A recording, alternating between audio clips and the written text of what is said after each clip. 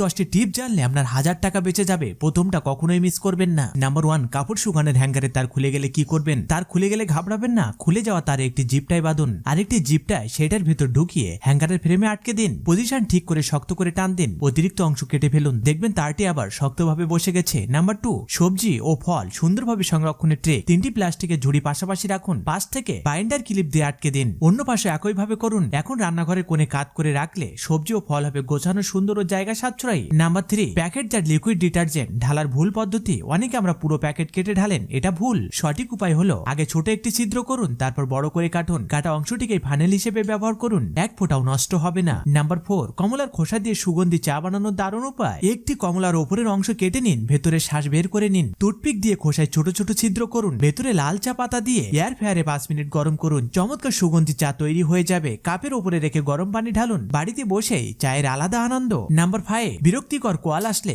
বন্ধ করার কৌশল আছে। একটি সহজ সেটিং ব্যবহার করলেই স্প্যাম কল আর সাহস পাবে না ফোন দিতে। নাম্বার 6, নিজে হাতে বানান কম্বলের কোণা আটকানোর ক্লিপ। 20 সেন্টিমিটার সুতা নিন, বোতামের ভিতর দিয়ে ঢুকিয়ে গিট দিন, সেলাই সুই দিয়ে কম্বলের কোণায় সেলাই করুন। সুতাটি বোতামে পরিয়ে দিলে কম্বল আর সরে যাবে না, চাইলে খুলে আবার ব্যবহারও করা যাবে। সবশেষে অনুরোধ, আপনি কোথা থেকে দেখছেন সেটি অবশ্যই কমেন্ট করে জানান এবং লাইক, সাবস্ক্রাইব ও ফলো করতে ভুলবেন না।